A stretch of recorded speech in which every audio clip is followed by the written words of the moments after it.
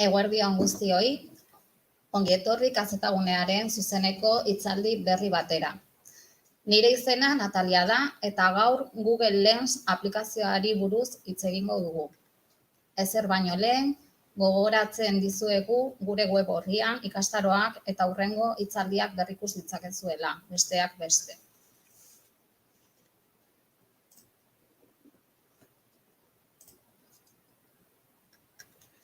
www.kazetagunea.eus.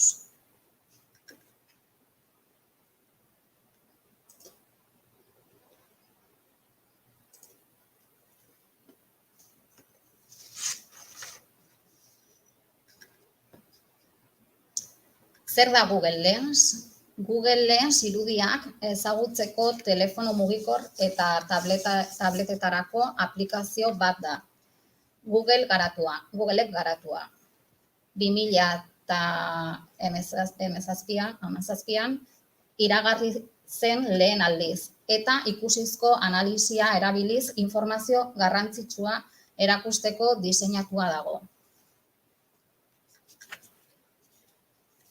Google Lens, Googleek eskaintzen digun analisi bisualerako aplikazioa da, bere kontuen erabiltzaileak bagara.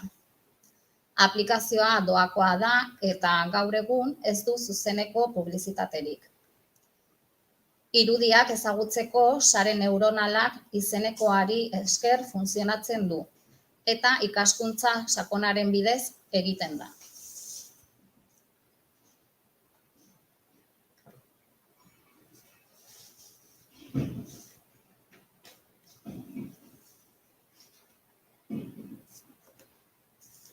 Zer behar da? Ez da oso aplikazio zorrotza, baina gutxieneko baldintza batzuk bete behar dira. Android 6.0 edo berriagoa, Androiden gure bertsioa jakin nahi badugu, ona joko dugu. Ajustes, información del teléfono. Instalaziorako espazio nahikoa eta interneterako konexioa, Wi-Fi-a edo datuak. Google Lens Play Storeren bidez instalatzen da. Kamera, galeria, mikrofono eta interneterako konexio baimenak behar ditu. Eta gutxienez, Android Marshmallow 6.0. Era berean, aipatu behar da irudien errekonozimenduaren kalitatea argazkiaren kalitatearekin lotuta dagoela, bai teknikarekin, bai kamerarekin.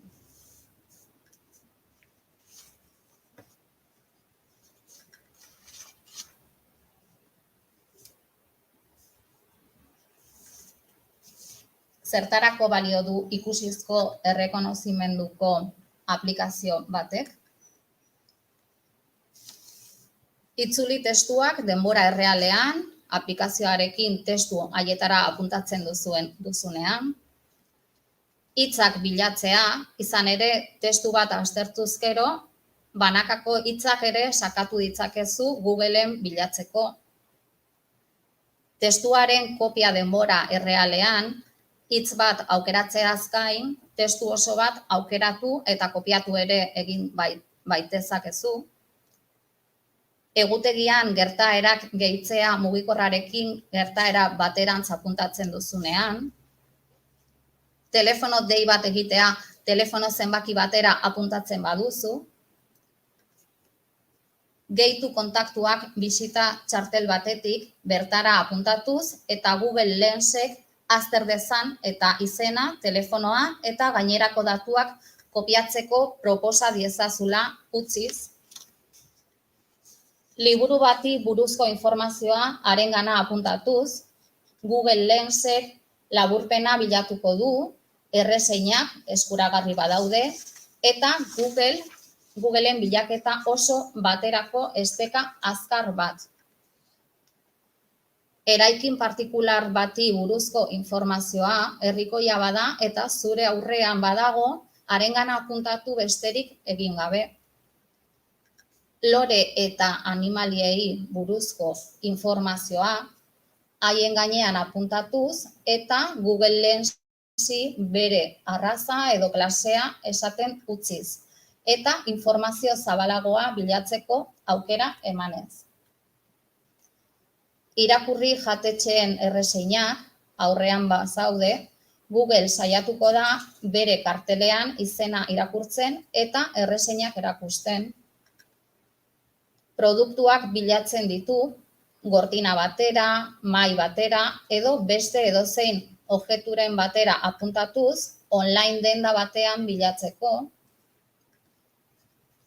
Aztertu jatetxe bateko menuak, baldakizu menuan zer diren ez dakizkizun gauzak ikusten dituzun egoera, apuntatu haiengana eta Google Lens izena irakurri ondoren, argazkia eta informazioa erakutsiko dizkizu.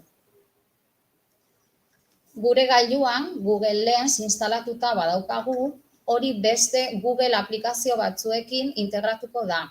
Eta aukera emango digu, adibidez, Googleren argazkien barruan bilaketak egiteko, edo Google Documentsen dauzkagun testuak aztertzeko edo itzultzeko. Funtzio berri horiek erabiltzeko Google Lens instalatzean agertuko den botoi berri baten bidez sartu ahal izango da. Botoi hori ez da agertuko zure gailuan daukagun Android bertsioaren arabekoa baita.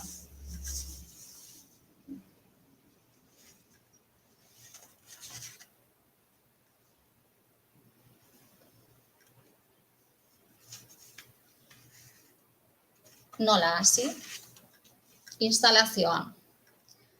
Play Storera joko dugu, Google Lens bilaketa kutxaretik bilatuko dugu, instalatzeko botoia sakatuko dugu, deskargatu eta instalatu arte itxarongo dugu. Aplikazioa gure gailuan integratuta izango dugu.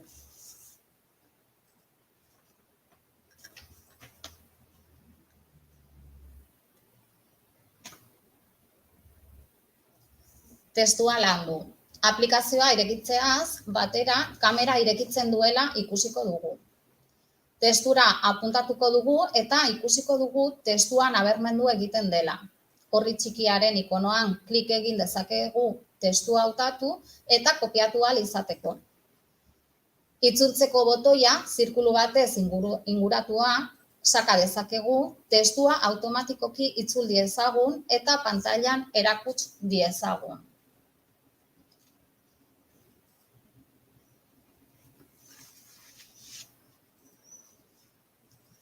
QR kodeak, gero eta egoera gehiagotan ikusten ditugu. Google Lensekin irakurri ahal izateko nahikoa da aplikazioa irekitzea, kodea gure kamerarekin zentratzea, lupa bat duen ikonoa sakatzea, horiekin ondoren kodea irakurriko digu eta gainean sakatzeko aukera emango digu, QR kodearen orrira zuzentzeko.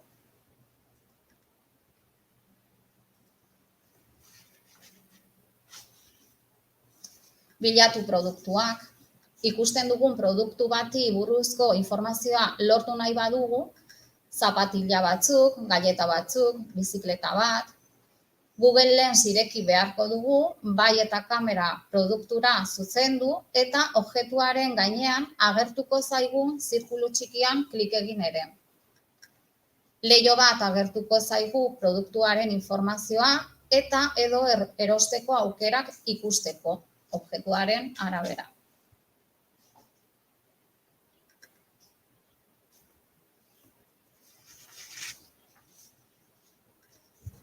Landareak eta animaliak bilatzea. Landare edo animali bat ikusi dugu eta ez dakigu zein den. Aurreko erabileretan bezala, aplikazioa irekiko dugu, kamera identifikatu nahi dugun animalira edo landarera zuzenduko dugu, eta hartu nahi dugun objektuaren gainean dagoen zirkulu txikian klik egingo dugu. Hori egin ondoren, informazioa leiho txiki batean agertuko zaigu.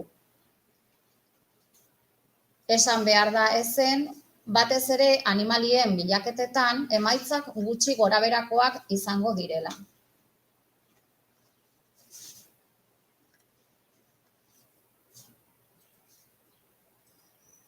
Kaleak eta eraikinak bilatzea, Google Lens irekita daukan eraikin bati buruz gehiago jakin nahi badugu, kamera eraikinera zuzendu eta haren gainean klik egingo dugu eskura dugun informazio guztira lortzeko. Kalea, historia.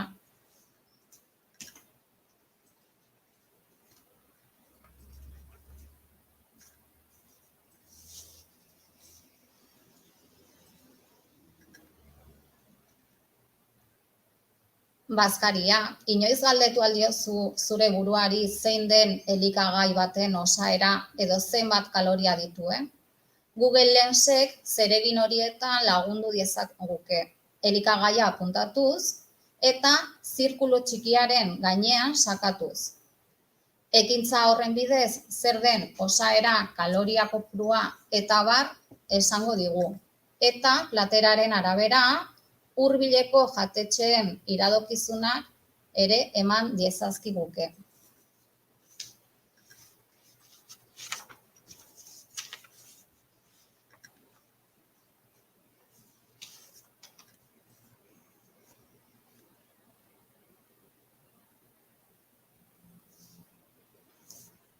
Labur esanda, Google Lens egunerokotasunean lagundu diezagukeen tresna bat da.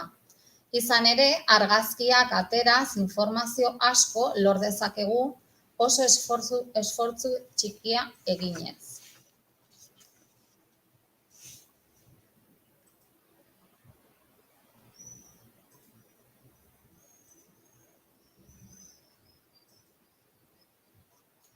Espero dut hitzaldi hau gustatu zaizuela, eskerrik asko entzuteagatik eta Kazetagunearen hurrengo hitzaldian zain izango gaituzue. Agur!